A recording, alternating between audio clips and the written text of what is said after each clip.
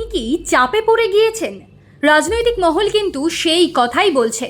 লড়াই তাঁর জীবনের মূল মন্ত্র হয়ে থেকেছে। কিন্তু 15 বছর পর বাংলার ক্ষমতা হারানো মমতা বন্দ্যোপাধ্যায় আবার কতটা প্রাসঙ্গিক হতে পারবেন বাংলার রাজনীতিতে, সেই প্রশ্ন কিন্তু থাকছে জোরালোভাবেই। আর তাই নিজের অতীত ভুলে সবাইকে পাশে আসার আহ্বান জানালেন। চমকে দেওয়ার মতো ঘটনা হলো, তিনি ডাক দিয়েছেন বামেদেরও। মমতা বন্দ্যোপাধ্যায়ের উত্থান ও প্রতিষ্ঠার নেপথ্যে ছিল বাম বিরোধিতার রাজনীতি। এবারের বিধানসভা নির্বাচনের প্রচারেও তৃণমূল নেত্রীর বক্তব্য ছিল বিজেপির বিরুদ্ধে লড়ছেন তাঁরাই, অন্য কারো সমর্থনের দরকার নেই। তবে নির্বাচনী পরাজয়ের পরে সন্ত্রাসের অভিযোগ তুলেছেন। বিজেপি বিরোধী রাজনৈতিক জোট গঠনের আহ্বান জানালেন মমতা বন্দ্যোপাধ্যায়। কালীঘাট থেকে মমতা বলেছেন, বাম অতি বাম যে কোনো জাতীয় দল যে যেখানে আছেন আসুন আমরা জোট বাঁধি। কেউ চাইলে আমার সঙ্গে কথা বলতেই পারেন, আমার কোনো ইগো নেই। আমাদের প্রথম শত্রু বিজেপি।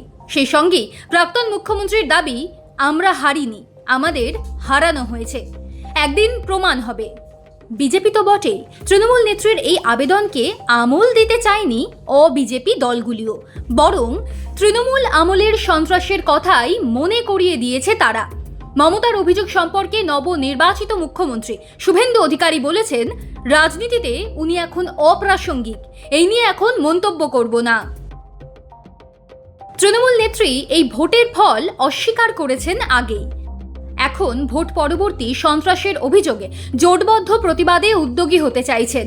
সেই সূত্রেই বাম অতি বাম সহ বিরোধী দলগুলিকে জোট বাঁধার আবেদন জানিয়ে তিনি বলেন, আমি সমস্ত রাজনৈতিক দল, ছাত্র যুব সংগঠন, বেসরকারি সংগঠনকে বলবো জোট বাঁধুন। আমরা বিজেপির বিরুদ্ধে একটা মঞ্চ গড়তে চাই। এই নিয়ে কথা বলতে প্রতিদিন বিকেল 4টে থেকে 6টা পর্যন্ত তিনি বাড়িতে থাকবেন বলেও জানিয়েছেন। যাদের ইচ্ছা হবে তার সঙ্গে যোগাযোগ করতে পারবেন। মমতা বন্দ্যোপাধ্যায়ের বামেদের উদ্দেশ্যে বার্তার পর তীব্র প্রতিক্রিয়া দেখা গিয়েছে সিপিআইএমে। কর্মী থেকে সমর্থক সকলেই বলেছেন, বামেদের সাড়া দেওয়া ঠিক হবে না। সিপিআইএমের কেন্দ্রীয় কমিটির সদস্য সুজন চক্রবর্তী অবশ্য বলেছেন, বিজেপি যে ফ্যাসিবাদী ভয়ঙ্কর শক্তি মানুষ ক্রমশ বুঝতে পারছেন। মানুষকে সঙ্গে নিয়ে বামেরা বিজেপিকে রুখবে। সবাই ওনার কথায় আসবেন এমন বিশ্বাসযোগ্যতা কি মমতা বন্দ্যোপাধ্যায়ের আছে? সুজন এখানেই থামেননি, খোঁচা দিয়ে বলেছেন, ওর বাহিনীই তো বিজেপি হয়ে গেল, ওর আমলেই বিজেপির রাজ্যে শাখা বাড়িয়েছে। উনি বলেছিলেন বিজেপিকে ফ্রন্টে এনে লড়ব। পশ্চিমবঙ্গে বিজেপিকে উনি এনেছেন। দেশে যখন বিজেপি বিরোধী শক্তিরা একজোট হওয়ার চেষ্টা করছিল, সেই সময় ওনার কাজ ছিল বিরোধী ঐক্যে ফাটল ধরানো। ফলে উনি সবাইকে এক করে চলবেন, তা কষ্ট কল্পনা। এই আবহে একটি পুরনো মন্তব্য ফিরে আসছে। বাম শিবিরের একাংশ মনে করিয়ে দিচ্ছে, অনেক আগেই সিপিআইএম প্রবীণ নেতা গৌতম দেব বলে রেখেছিলেন, তৃণমূল নেত্রীকে একদিন আলিমুদ্দিন স্ট্রিটের দরজায় আসতে হবে। অতীতে করা সেই মন্তব্যই যেন বাস্তবে হয়ে গিয়েছে।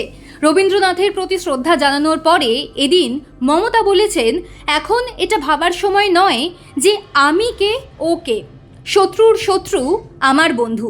রাজনৈতিকভাবে আমাদের প্রথম শত্রু হলো বিজেপি। রবীন্দ্রনাথের সামনে দাঁড়িয়ে আমি এই আবেদনটা সকলের কাছে রাখলাম। রাজ্যে পালাবদলের পরেও তিনি হারেননি বলে বারবার দাবি করেছেন প্রাক্তন মুখ্যমন্ত্রী তথা তৃণমূল নেত্রী মমতা বন্দ্যোপাধ্যায়। মুখ্যমন্ত্রী হিসেবে শনিবার শুভেন্দু অধিকারী শপথ নেবার দিনেই সমাজ মাধ্যমে নিজের পরিচয় বদলে দিলেন মমতা। তবে ফেসবুক, ইনস্টাগ্রাম, এক্স হ্যান্ডেলে নিজের নামের পাশে প্রাক্তন মুখ্যমন্ত্রী লিখলেন না মমতা। উল্লেখ করলেন মুখ্যমন্ত্রী হিসেবে তাঁর কার্যকালের মেয়াদ।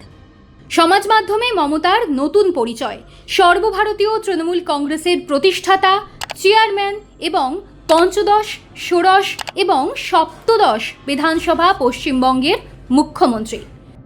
মমতা হাত ধরার কথা বললেও কোনো মতেই রাজি নয় বামেরা। সেলিম থেকে শতরূপ একযোগে আক্রমণ শানিয়েছেন সকলে। সিপিআইএমের রাজ্য সম্পাদক মোহাম্মদ সেলিম তো সোশ্যাল মিডিয়ায় খুব উগরে দিয়েছেন। তার সাফ কথা, একেবারেই নয়। অপরাধমূলক কাজ, তোলাবাজি, দুর্নীতি কিংবা সাম্প্রদায়িক পটভূমি রয়েছে এমন কারো কোনো প্রবেশ অধিকার নেই। তবে সাধারণ মানুষ এবং প্রান্তিক মানুষদের সুরক্ষা দিতে হবে। TV9কে দেওয়া ইন্টারভিউতে মমতা বন্দ্যোপাধ্যায়কে পাল্টা খোঁচা দিয়েছেন বাম নেতা শতরূপ ঘোষও। তিনি বলছেন, বাম বিদায়ের সময় শূন্য ছিল বিজেপি, এখন তারা সরকারে, আমাদের লড়াইয়ে আপনাকে সঙ্গে নেব না।